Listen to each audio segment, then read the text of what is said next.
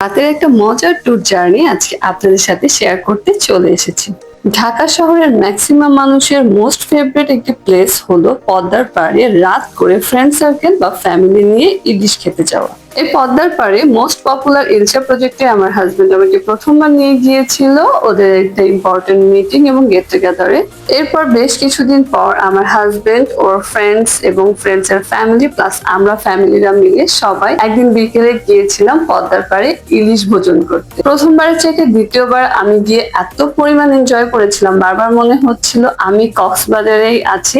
সারা রাত ওখানে সবকিছু খোলা থাকে, একটা মেলার মতো ভাইবস থাকে, অসাধারণ লাগে সবকিছু। তখন বারবার একটা কথাই মনে হচ্ছিল যে এই সুন্দর জায়গাটাতে আমি একদিন হলেও আমার আম্মুকে নিয়ে ঘুরতে আসবো। কারণ আমি কোথাও ঘুরতে গেলে সেই জায়গাটা আমার যখন ভীষণ পছন্দ হয় তখন দুইটা মানুষের কথা আমার বেশি মনে পড়ে, যে তাদেরকে নিয়ে এই জায়গায় ঘুরতে না আসলে মনে হয় আমার ঘোরাতে অসম্পূর্ণই রয়ে যায়। এক হচ্ছে আমার মা আর এক হচ্ছে আমার বোন। তবে এই পদ্মার পাড়ে ইলিশ খেতে যাওয়াটা কিন্তু বেশ এক্সপেন্সিভ, তাই সবচেয়ে বেশি ভালো হয় ফ্রেন্ডসরা মিলে অথবা ফ্যামিলির সবাই মিলে যদি এখানে যাওয়া যায় তাহলে কিন্তু অনেক বেশি মজাও হয় আর টাকাও কিন্তু খরচ হলেও তেমন গায়ে লাগে না। আমি ঘুরে আসার পর আমার ছোট ভাইকে অনেক দিন যাবত বলতেছিলাম যে একটা প্ল্যান কর, আমরা সবাই মিলে পদ্মার পাড়ে আম্মুকে নিয়ে ইলিশ খেতে যাব।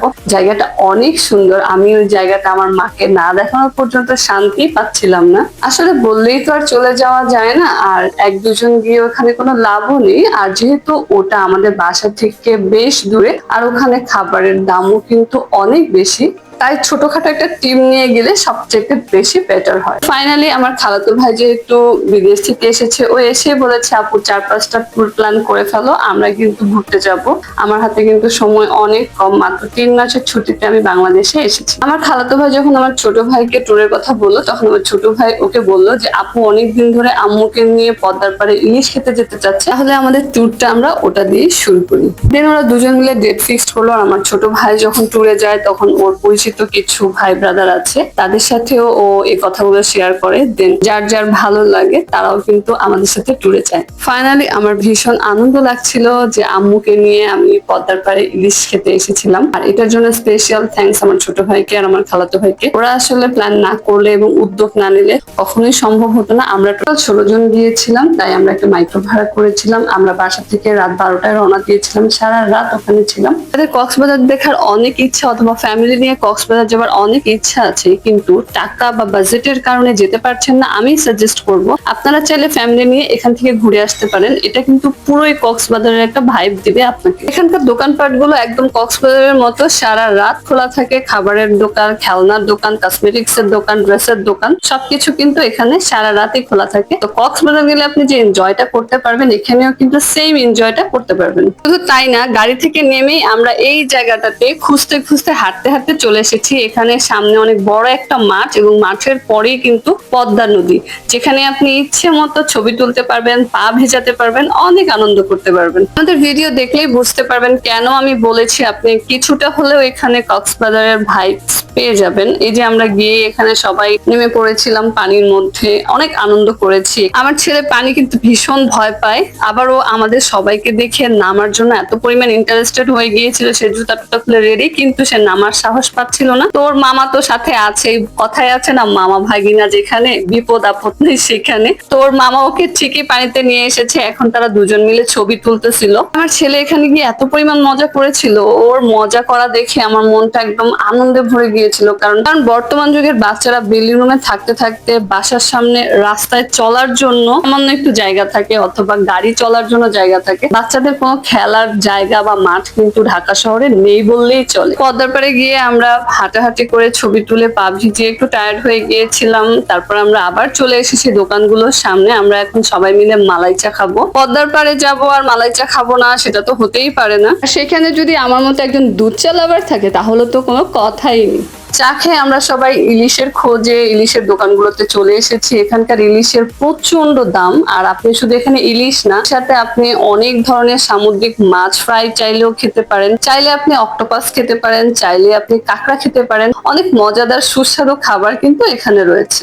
কয়েকটা দোকান দেখার পরে এত চড়া দাম হবার কারণে আমরা আমাদের গাড়িতে করে আবার একটু সামনে চলে এসেছিলাম। এখানে বেশ কিছু রেস্টুরেন্ট রয়েছে। আমরা শখের হারে রেস্তোরাঁতে গিয়েছিলাম। শখের হারে রেস্তোরাঁয় আমার ছোট ভাই গিয়ে দেখলাম ইলিশ দামাদামি করতেছে। ওদের ইলিশের এত পরিমাণ দাম শুনে মনে হচ্ছিল বাসা থেকে ইলিশ কিনে ভেজে নিয়ে গিয়ে ওখানে বসে খেলেই মনে হয় ভালো হতো। আর এসব রেস্টুরেন্ট আর রেস্তোরাঁ গুলোতে তো দাম আরো অনেক বেশি।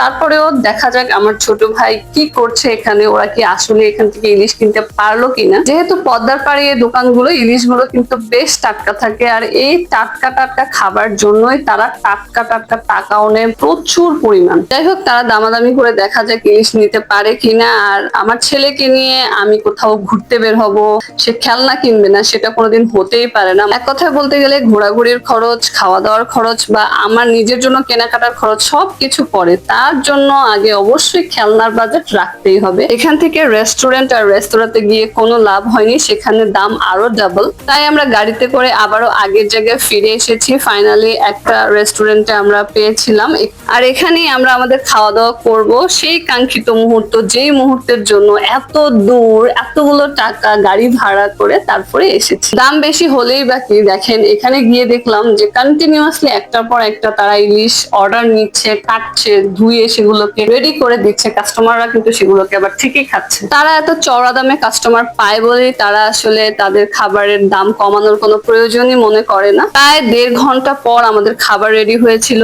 আমরা অন্ধকার রাতে, মানে তখন মেবি 4:30 বা 5টা বাজে, তখন আমরা খাবার অর্ডার করেছিলাম। আর এখন প্রায় দেখতেই পাচ্ছেন ভোর হয়ে গেছে। আমাদের খাবারটা মাত্র টেবিলে এসেছে। আমাদের খাবারের মেনুতে ছিল ইলিশ ভাজা, ভাত, মজার একটা ডাল ছিল, সেই সাথে ইলিশ মাছের ডিম ছিল, বেরেস্তা ভর্তা ছিল, আর ছিল মজার একটা মাছ ভর্তা। 16 জনের এই খাবারে আমাদের ভাত সহ টোটাল বিল এসেছিল 6,500 টাকা। তবে একটা খাবার যখন ভীষণ মজার হয় আর মুখে লেগে থাকার মতো হয়, সেই খাবারের জন্য টাকা পেমেন্ট করতে কিন্তু বিন্দু মাত্র কষ্ট লাগে না। এখানকার প্রতিটা হোটেলের খাবারই সেম, ভীষণ মজা। সবার খাওয়া দাওয়া শেষ করে আমরা বের হতে হতে দেখলাম সকাল হয়ে গিয়েছিল। তাই আমরা এক মুহূর্ত আর লেট না করে সরাসরি চলে গিয়েছিলাম গাড়িতে। আমরা যে টাইম বলে ড্রাইভারকে ঠিক করেছিলাম তার অনেক বেশি ওভার হয়ে গিয়েছিল টাইমিংটা। আমার ছেলে সারা রাত জেগেছিল, অনেক মজা করেছে। কষ্টের বিষয় হলো সে এক ফোঁটা খাবারও এখান থেকে মুখে দেয়নি, কারণ একটা খাবারও নাকি ওর জন্য ছিল না। চাইলে আপনারাও এভাবে গাড়ি ভাড়া করে ফ্রেন্ডস ফ্যামিলি নিয়ে কিন্তু ঘুরে আসতে পারেন, অথবা মাওয়া রুটের বাসগুলো আপনারা ঢাকার যে কোনো জায়গায় পেয়ে যাবেন। চাইলে আপনারা বাসে করেও কিন্তু এই পদ্মার পাড়ে গিয়ে ঘুরে আসতে পারেন। আর যারা যারা গিয়েছিলেন এই পদ্মার পাড়ে, আপনার বেস্ট মোমেন্টের বেস্ট পিকচারটি অবশ্যই আমার কমেন্ট সেকশনে দিতে কিন্তু ভুলবেন না। ধন্যবাদ সবাইকে। আজ এই পর্যন্তই। ভালো থাকবেন সবাই। আসসালামু আলাইকুম।